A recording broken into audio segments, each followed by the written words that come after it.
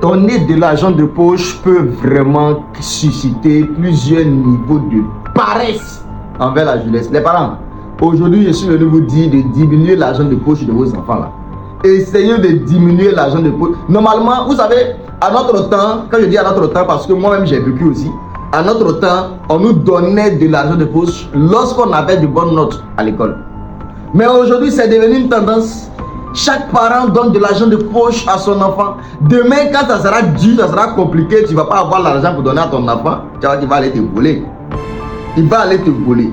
Même si vous voulez donner de l'argent de poche à vos enfants, donnez à ceux qui travaillent mieux à l'école. Là, au moins, ça les encourage, ça les booste.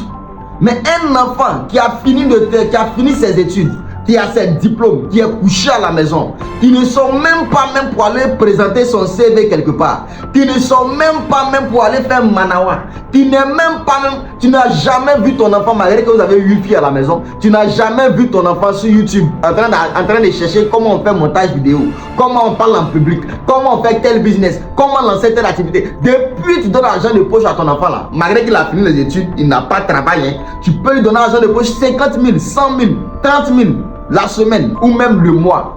Mais tu n'as jamais vu cet enfant-là prendre cet argent de poche, aller à Djamé, aller prendre des habits, aller prendre des chaussures, aller chercher friperie pour chercher à vendre. Tu n'as jamais vu ton enfant placer caméra. Malgré que tu donnes l'argent de poche, tu n'as jamais vu il a placé caméra en train de vendre habits, en train de vendre quelque chose en ligne. Bon, de toi à moi, cet enfant-là, tu es sûr qu'il est intelligent.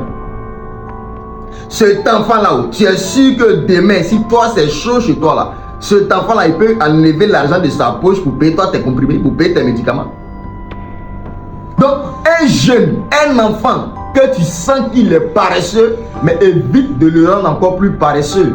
Parce qu'aujourd'hui, nous sommes à l'ère de l'internet, l'ère des réseaux sociaux. Un enfant avec même 2000, il peut. Aujourd'hui, là, vous ne voyez pas les gens, ils lancent là, ils vendent toffee en ligne. Même si c'est pour s'amuser, mais c'est pour dire que si telle personne a eu un fonds de commerce là, demain, il peut développer un très grand business. Il faut toujours commencer avec le peu que tu as. Et quelqu'un dit Poussin qui a devenu coq là, quand tu vois, tu sais. Poussin qui a devenu coq, quand tu vois, tu sais. Tu donnes l'argent de poche à ton enfant chaque jour. Mais à tout moment, quand il a besoin de jetons là, il vient te demander. C'est-à-dire qu'il ne sait même pas économiser, il ne sait même pas gérer l'argent. Il n'a même pas la capacité ou l'intelligence, l'idée même de lancer un business avec le petit argent que tu lui donnes chaque semaine, malgré qu'il est à la maison, il ne fait rien. À vous-même de réfléchir, hein. Moi je suis en train de parler, à vous de réfléchir. Si vous savez que c'est bon, ce qui est dit là c'est vrai, il y a foyer, vous allez vous gérer. Si vous dites que c'est pas vrai, que c'est faux, là aussi il y a foyer. Jeunesse consciente, on va pas te flatter, on va ouvrir ton esprit. Jeune, tu vas travailler forcément, tu as grouillé forcément, tu penses à amusement, on est ensemble.